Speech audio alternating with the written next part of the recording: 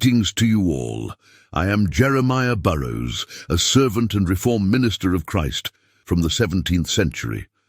I had the honor of participating in the Distinguished Assembly at Westminster, a gathering convened with the noble objective of establishing biblical doctrine and guiding worship practices in our nation.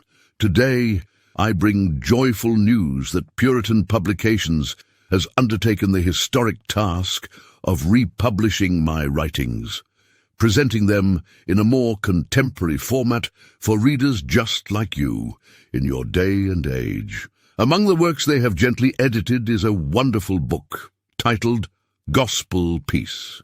Let me ask you, if I may, do you have peace with God? And how do you know it is true peace? This current work covers 4 important areas in separate teachings on peace, but all with a common goal of glorifying the Lord.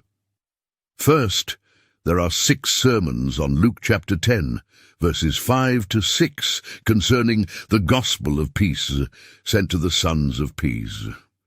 Second, there are 3 sermons on Philippians 4, verse 12, for the improving of a full and prosperous condition for the glory of God. Third, there is a sermon on Christian submission from 1 Samuel chapter 3, verse 18. And he said, "It is the Lord, let him do what seemeth him good." Finally, a sermon on Philippians chapter 1, verse 21. For to me to live is Christ, and to die is gain.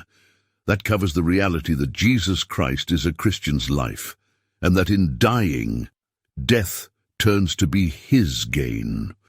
All 4 of these works are eminently biblical, practical, and helpful. I would venture to say that the first 2 sermon series are unique, with doctrines not regularly heard from pulpits in your day and age. This work is now available at Puritan Publications in both digital and printed formats. I encourage you to secure your copy through their website. Take some time to embark on an enlightening exploration of the power of Christ's peace in your life. Such a peace as this, which you may find as sincere Christians, will aid you to live and move and have your beings in the Lord day by day with great comfort. May your pursuit of King Jesus and his gospel peace be ever growing in you and bring immeasurable blessings to your life. Amen.